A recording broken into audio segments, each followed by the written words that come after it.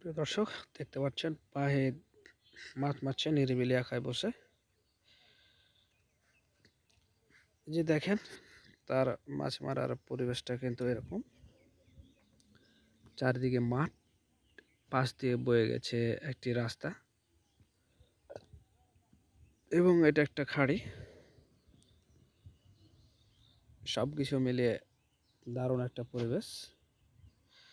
এরকম একটা সুন্দর পরিবেশে মাছ ধরছে মাহিদ। কিন্তু এখানে একটাই সমস্যা দেখছি, সেটা হচ্ছে রোদ।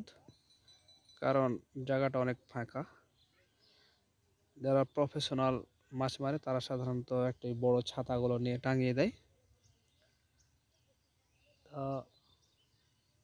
যেহেতু মাহিদ প্রফেশনাল না, সে শখের বশত মাছ ধরে, সেক্ষেত্রে রোদও ছিপ ফেলতে তাকে ভালো লাগছে, সে কিন্তু মাছ ধরছে।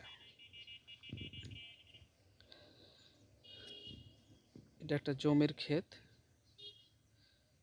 বিছন লাগানো আছে আর কি, এবং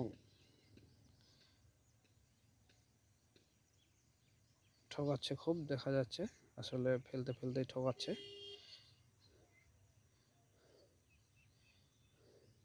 দেখতে পাচ্ছেন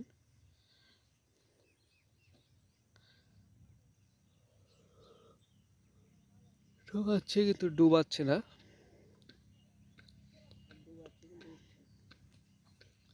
আবার ডুবাচ্ছে তখন আবার উঠছে না, একটা কঠিন সমস্যার ভিতরে মাহিদ আছে।